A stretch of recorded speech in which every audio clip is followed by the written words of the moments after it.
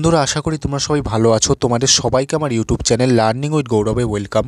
আজ আমি তোমাদের সঙ্গে ষষ্ঠ শ্রেণীর বিজ্ঞান বইয়ের অষ্টম অধ্যায় মানুষের শরীর, এই অধ্যায় থেকে সমস্ত গুরুত্বপূর্ণ প্রশ্ন উত্তর আজকের এই ভিডিওতে আলোচনা করব।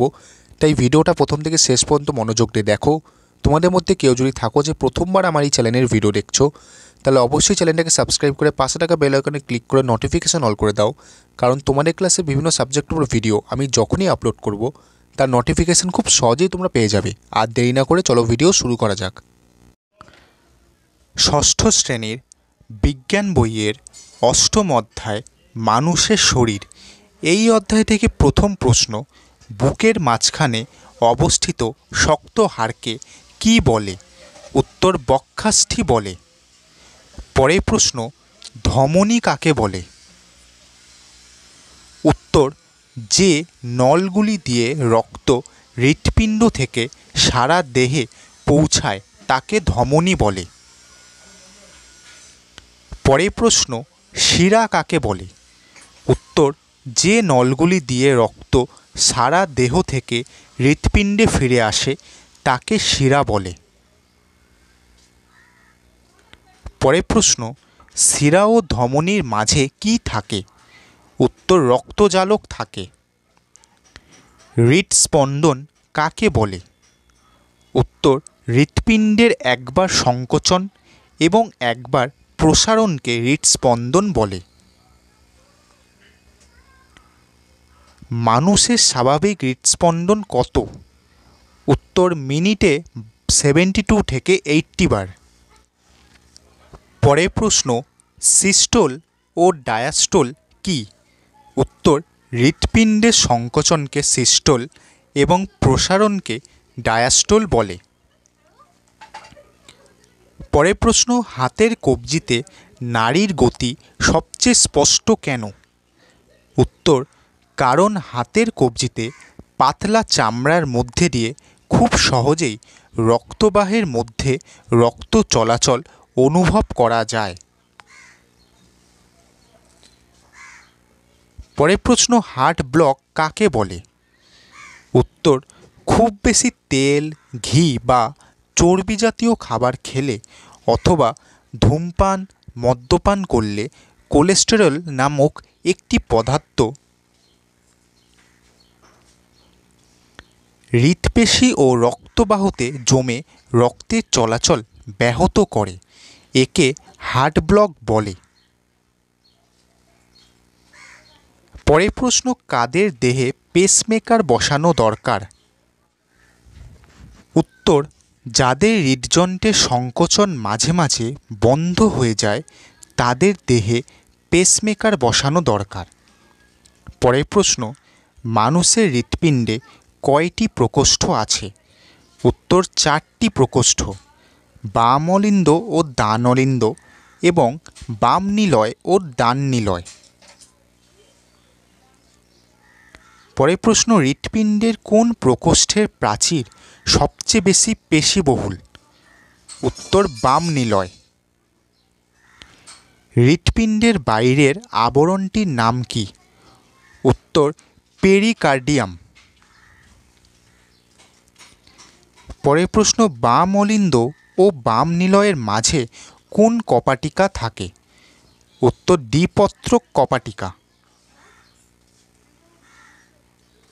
পরের প্রশ্ন, ডান অলিন্দ ও ডান নিলয়ের মাঝে কোন কপাটিকা থাকে? উত্তর ত্রিপত্রক কপাটিকা। পরের প্রশ্ন, ফুসফুসীয় শিরা কী প্রকার রক্ত বহন করে? উত্তর অক্সিজেনযুক্ত রক্ত বহন করে। ফুসফুসীয় ধমনী কী প্রকার রক্ত বহন করে? উত্তর কার্বন ডাই অক্সাইডযুক্ত রক্ত বহন করে। পরের প্রশ্ন, ফুসফুসীয় ধমনী কোথায় থাকে? উত্তর ফুসফুস থেকে ডান নিলয়ের সঙ্গে যুক্ত থাকে ফুসফুসীয় ধমনী। পরের প্রশ্ন, রক্তরস বা প্লাজমা কাকে বলে? উত্তর রক্তের বেশিরভাগ অংশই জলীয়, অর্থাৎ জলের মতো। রক্তের এই জলীয় অংশকে রক্তরস বা প্লাজমা বলে। রক্তে রক্তরসের পরিমাণ কত? উত্তর 55% অর্থাৎ 55%।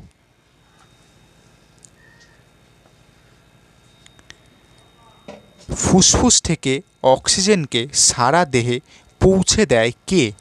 উত্তর লোহিত রক্তকণিকা। পরের প্রশ্ন, টিকা বা ভ্যাকসিন কি? উত্তর টিকা বা ভ্যাকসিন দিয়ে শরীরের প্রতিরোধ ব্যবস্থাকে আগে থেকেই সক্রিয় করে তোলা হয়, যাতে শরীরে বিভিন্ন রোগের জীবাণু ঢুকলে শরীর তার বিরুদ্ধে লড়াই করতে পারে। পরের প্রশ্ন, লোহিত রক্তকণিকার কাজ কি? উত্তর ফুসফুস থেকে অক্সিজেনকে শরীরের বিভিন্ন অংশে পৌঁছে দেওয়া। শ্বেত রক্তকণিকার কাজ কি? উত্তর জীবাণু ধ্বংস করা। অনুচক্রিকার কাজ লেখো। উত্তর শরীরে কোথাও কেটে গেলে রক্ত জমাট বাঁধতে সাহায্য করা। পরের প্রশ্ন, লালা ও পাকস্থলীতে অবস্থিত জীবাণু ধ্বংসকারী রাসায়নিক পদার্থগুলির নাম লেখো। উত্তর লালা লাইসোজাইম। আর পাকস্থলীর জীবাণু ধ্বংসকারী রাসায়নিক পদার্থ হল হাইড্রোক্লোরিক অ্যাসিড। ফুসফুসের রং কেমন? উত্তর কালচে গোলাপি। বাম ফুসফুস এবং ডান ফুসফুসে কয়টি খণ্ড আছে? উত্তর বাম ফুসফুসের 2টি এবং ডান ফুসফুসের 3টি খণ্ড আছে। পরের প্রশ্ন, প্রশ্বাস ও নিঃশ্বাস কাকে বলে?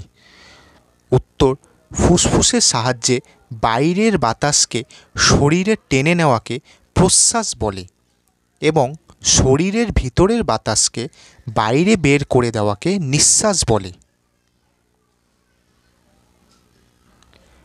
পরের প্রশ্ন, পঞ্জর পেশী কাকে বলে? উত্তর আমাদের পাঁজরের ফাঁকে যে পেশিগুলি আছে তাকে পঞ্জর পেশী বলে। পরের প্রশ্ন, মধ্যচ্ছদা কাকে বলে? উত্তর বুক ও পেটের মাঝখানে শরীরের ভিতরে যে পেশি থাকে তাকে মধ্যচ্ছদা বলে। পরের প্রশ্ন, নিঃশ্বাস ও প্রশ্বাসে সাহায্যকারী 2টি পেশির নাম লেখো।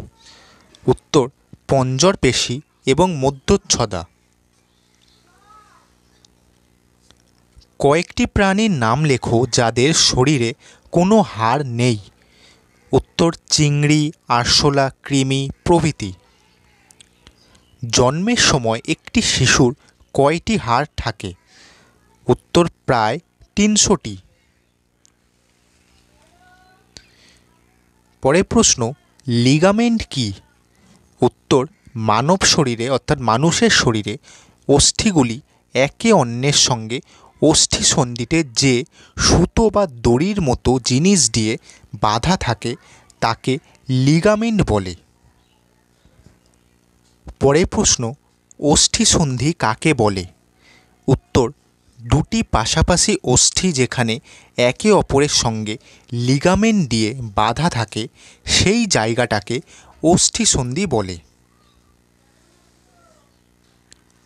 পরের প্রশ্ন, একটি অচল অস্থিসন্ধির উদাহরণ দাও।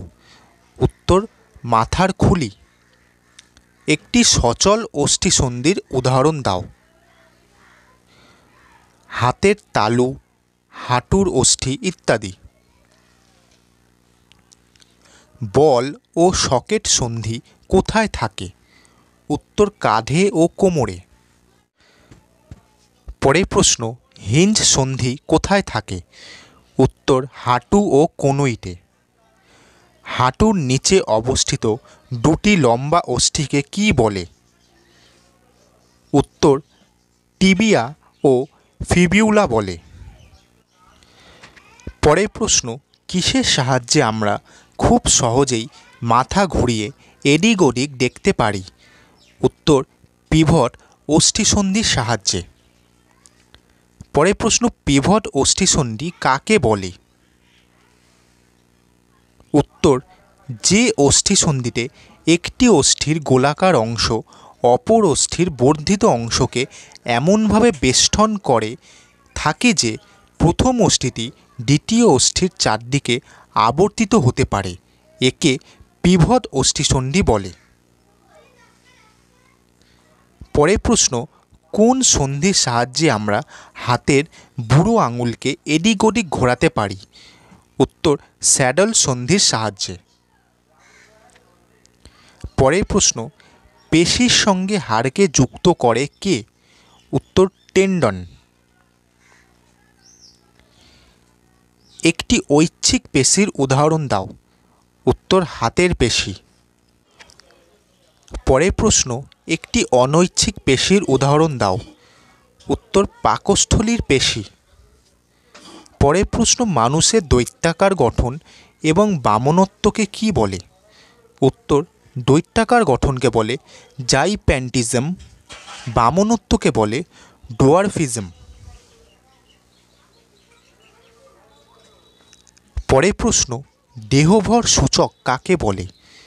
উত্তর, যে সূচকের দ্বারা কোনো ব্যক্তির দেহের ভর এবং উচ্চতার সাহায্যে দেহের স্থূলতার মান নির্ণয় করা হয় তাকে দেহভর সূচক বলে।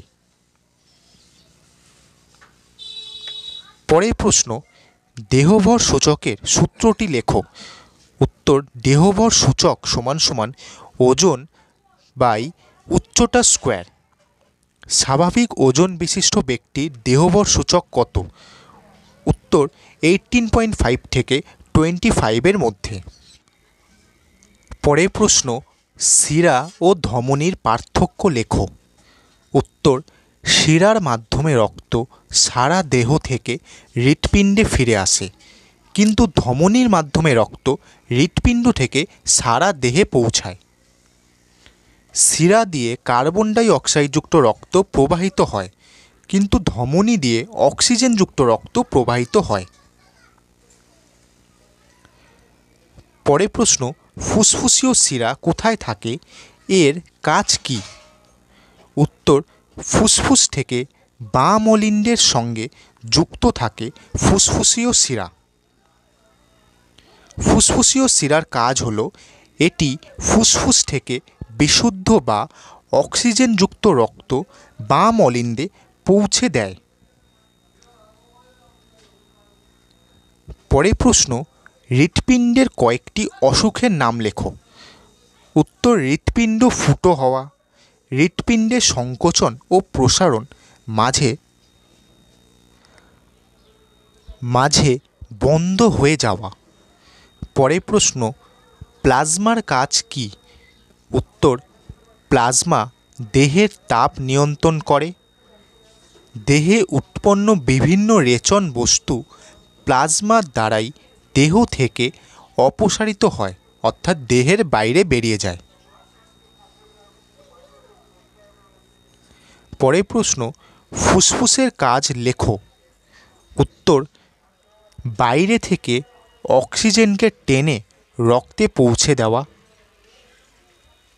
2 নম্বর পয়েন্ট, কার্বন ডাই অক্সাইড রক্ত থেকে টেনে নিয়ে শরীরের বাইরে বের করে দেওয়া, অর্থাৎ অক্সিজেনযুক্ত রক্তকে দেহের মধ্যে পৌঁছে দেওয়া আর কার্বন ডাই অক্সাইডযুক্ত রক্তকে দেহের বাইরে বের করে দেওয়া, এটাই হলো ফুসফুসের কাজ। পরের প্রশ্ন, ফুসফুসের সমস্যাগুলি লেখো। 1 নম্বর, হাঁপানি, শ্বাস প্রক্রিয়ায় কষ্ট হয়, শ্বাসকার্যের সময় শাঁ শাঁ শব্দ হয়। 2 নম্বর সমস্যা, যক্ষ্মা, শরীরের উষ্ণতা বৃদ্ধি, দীর্ঘস্থায়ী কাশি ও সঙ্গে রক্ত পড়া। 3 নম্বর সমস্যা, ফুসফুসে ক্যান্সার। এই সমস্যার লক্ষণগুলি হলো কাশির সঙ্গে কফ ও রক্ত পড়ে, ফুসফুসের সংক্রমণের ফলে জ্বর হয়। পরের প্রশ্ন, হাড় বা অস্থি আমাদের গুরুত্বপূর্ণ কেন? 1 নম্বর পয়েন্ট, দেহের কাঠামো গঠন করে, দেহের অভ্যন্তরীণ অঙ্গ প্রত্যঙ্গকে রক্ষা করে। লাস্ট পয়েন্ট, কাজকর্ম ও নড়াচড়া করতে সাহায্য করে। পরের প্রশ্ন, কোন অংশের পেশিকে কি বলে লেখো। অর্থাৎ তোমাদের কোন অংশের পেশিকে কি বলে লিখতে বলেছে। হাতের পেশিকে বলে কঙ্কাল পেশি, পাকস্থলীর পেশিকে বলে অন্তর্জন্ত্রীয় পেশি, হৃৎপিণ্ডের পেশিকে বলে হৃৎপেশি। ষষ্ঠ শ্রেণীর বিজ্ঞান বইয়ের অষ্টম অধ্যায় মানুষের শরীর, এই অধ্যায় থেকে প্রশ্ন উত্তরের ভিডিও আজ এই পর্যন্তই। ভিডিওটা যদি তোমাদের ভালো লাগে অবশ্যই ভিডিওটা একটা লাইক করো, শেয়ার করো আর আমার এই চ্যানেলটাকে সাবস্ক্রাইব করো। বন্ধুরা, ভিডিওয়ে দেখানো কোনো প্রশ্ন উত্তর শুনতে অথবা বুঝতে কোথাও কোনো অসুবিধা হলে অবশ্যই ভিডিওর নিচে কমেন্ট বক্সে লিখে পাঠাও, আমি তোমাদের সব ডাউট ক্লিয়ার করে দেবো। তো আজকের মতো এই পর্যন্তই, সবাই ভালো থেকো। পরের দিন তোমাদের সঙ্গে দেখা হচ্ছে নতুন একটা ভিডিও নিয়ে।